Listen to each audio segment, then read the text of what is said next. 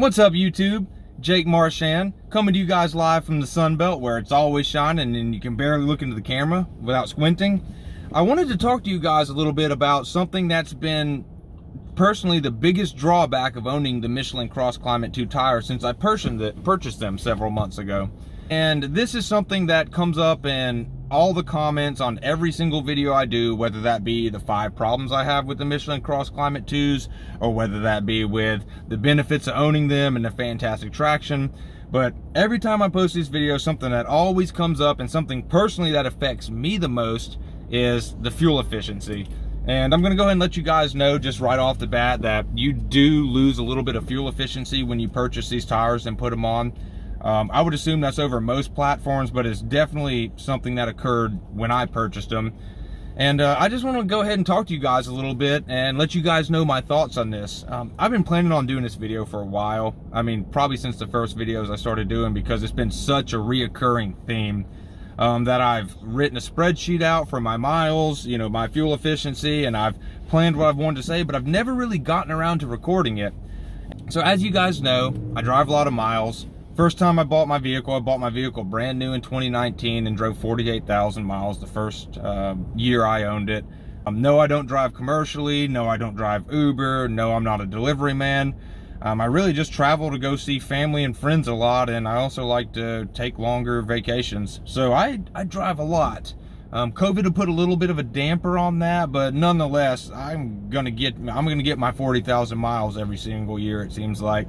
Like I said, I've had plenty of time to review the car, plenty of time to see how the car drove stock, and now I've owned these tires for 25-30,000 miles. And once again, I've got places to be and I got to drive there, and I'm driving there right now and had to pull over for gas. And I thought, well, what better time while this is fresh on my mind and the spreadsheets are made than to go and talk to you a little bit about this. Now, like I said in the beginning of the video, not to ramble too much, but the biggest drawback that I personally considered when I bought these tires was the fuel efficiency. Yes, you're gonna lose a mile per gallon or so in some ranges, and in the upper ranges you're gonna lose 2. But to me, that was a huge drawback, not because I'm driving a pickup truck, not because my vehicle is bad on fuel efficiency, but the real reason is because I treat it like a video game. Most of my driving is interstate miles. I don't drive terribly much in the city, so I drive most of it on the interstate, and it's really easy to get an accurate picture of what your fuel efficiency is on the interstate, especially if you use things like cruise control and whatnot, which I do religiously. What I started noticing when I first initially bought these tires was I was like, hey, there's a couple issues I'm seeing here, because I'm so used to my vehicle. I track the fuel efficiency per oil change to see how tough I am on my vehicle for 5,000 to 6,000 miles. I also track the fuel efficiency every single tank, so I reset the miles per gallon odometer every single time I fill up the vehicle.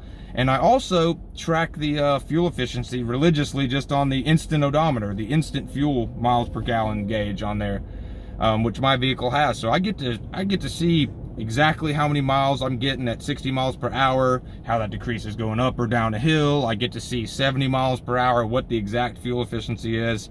And one of the first things I noticed, and I kind of had to wait until I drove a whole entire, a whole tank, and then once again, after 5,000 miles to get my oil change, was that I was definitely losing a little bit of fuel efficiency, without a doubt. I want to say, like, on my first oil change, I was used to getting 28.2 to 28.5 miles per gallon per oil change per 5,000 miles. And when I did my first oil change, I realized I only got 27.2, which I thought, that's kind of funky. Maybe I've had a lead foot for the past couple months, or maybe I was doing some strange driving. But if you guys know, like I said, the first year I drove this vehicle, I drove about 50,000 miles and probably had 8 to 10 oil changes. So I was very positive, I could see the consistency. I would get 28 miles per gallon consistently.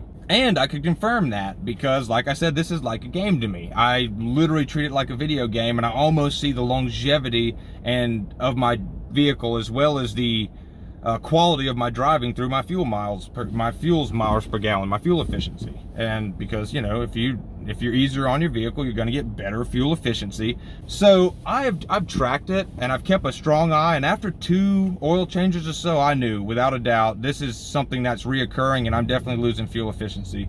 So what I'm going to do real quick is throw up this spreadsheet I have on here, and you're going to see 2 columns, a before column and an after column, and you're going to see speed mile per hour ratings ranges from 50 miles per hour up to about 90. And when I took these measurements, they were all on I did every one of these on the interstate with cruise control on flat terrain, because we all know if you're going up a hill you lose mile per gallon, and we know if you have a lead foot you lose mile per gallon, and vice versa going down a hill and being unusually cautious on the accelerator. So if you look on here, you see at 50 miles per hour, for example, I was getting about 47.2 miles. 60 miles per hour, I was getting about 42 miles. You go up to like 65 and then 70, you see I was getting 32.3 miles per gallon, which to me is fantastic. I come from pickup truck land, from work truck land. And then once you get up to like 75 and 80, you'll realize that it's, 28 and 26 miles per gallon. And like I said, I don't recommend it, but sometimes family emergencies call for you to drive 90 all the way home for about 4 hours, and I would get about 23.1 miles per gallon, which to me is astounding coming from pickup truck land. And if you look at the after chart, you'll notice like when on the 50s and 60s we drop about a mile per gallon at specific speed ranges. Once you get up to 70, you're dropping, like I said, it's not that much per mile. I don't know why. It must be the way my vehicle's geared. But once you get up to 80, you'll start to notice that you start dropping a mile or 2 per gallon, like 1.5 miles to 2 miles per gallon. And these are the ranges that I noticed. Like I said, I plotted these for you guys, and this is after driving about 5 oil changes or about 30,000 miles on these tires. And I can definitively, pretty consistently prove that you're going to lose just a little bit of fuel efficiency when you buy these. But that may be more important to some people. For example, if you put them on a V8, or you put them on, I've had people ask if they could put them on like Honda Ridgelines and stuff. If you put it on something that's less fuel efficient, I would imagine the gap would be a little bit bigger. But also at the same time, it also depends a lot how you drive. So if you look at that spreadsheet I just showed you guys, you'll realize that you lose about a mile per gallon to 1.25 miles per gallon in the lower speed ranges. Not exactly sure why that is, but it's a stone cold fact. And one of the kind of more impressive things you'll notice, if you have a lead foot or you like to drive fast, you lose 2 miles per gallon, and sometimes even getting close to 3 miles per gallon up in the 80 to 90 range. So these tires, I'm going to go in like say this, and this has no bearing on my personal preference of the vehicle, of the tires, but these tires definitely do cost you a little bit more fuel. I'm not exactly sure how that affected pickup truck, or maybe like a Lexus. I'm not sure how that would affect for example a V8, a torquier engine versus like a 4-cylinder like I have that doesn't have a whole lot of torque, not a lot of power. But you're going to lose a couple miles per gallon overall. Per oil change, it ends up being about a mile per gallon. Like I said, if you're seeing 28.5 miles per gallon for 5,000 mile average, you're probably going to see 27 or so. But if you're driving a lot faster, like if you're someone like some people in my family who have lead feet and they love to drive everywhere, minimum speed of 80, it's going to be a little bit more drastic. Over 5,000 miles, you may potentially see 2 to 3 mile per gallon drop, which can be pretty drastic. If you put it into like a percentage calculation and say, oh, Jake, I'm only losing 2 miles per gallon, what's the big deal? Well, if you're in a vehicle that's 20 miles per gallon and 2 miles per gallon, that's about a 10% loss in fuel efficiency. So if you think about your gas tank, your 10, 15 gallon gas tank, you can go and cut 10% of that sucker out and just chalk it up to the fuel efficiency fairies.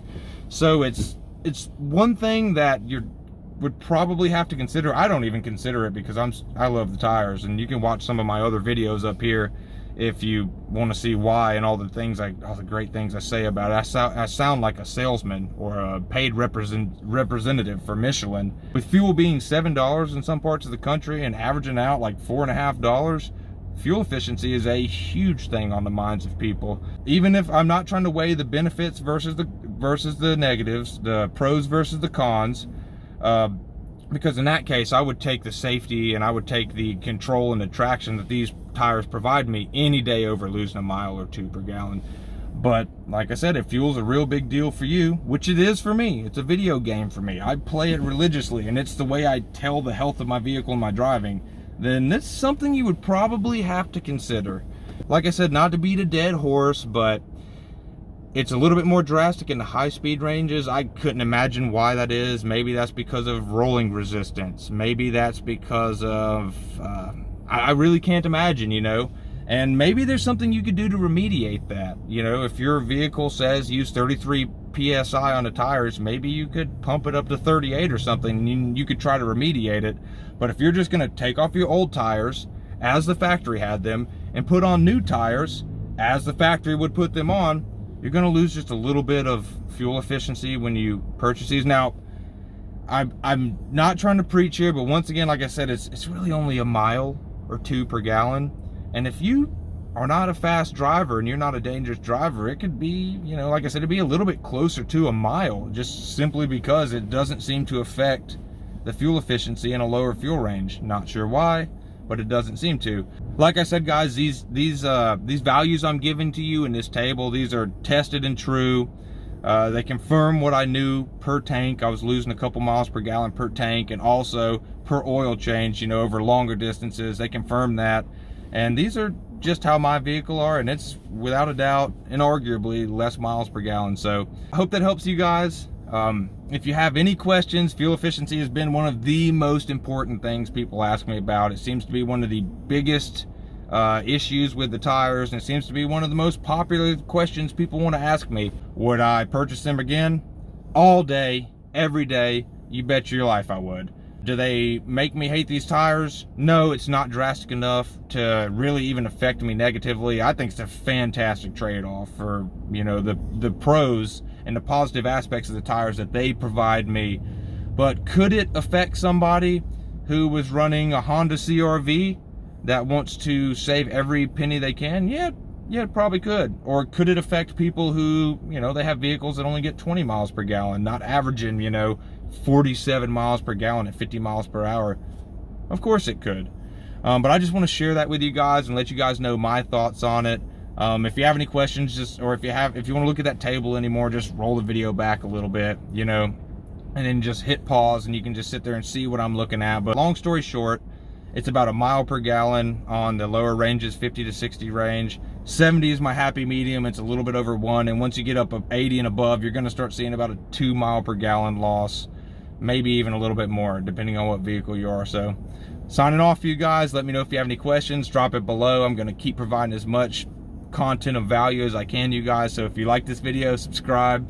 I'll keep bringing some more, and I hope to see you guys in the next one. Let me know if you have any questions, and I'll talk to you later. Thank you.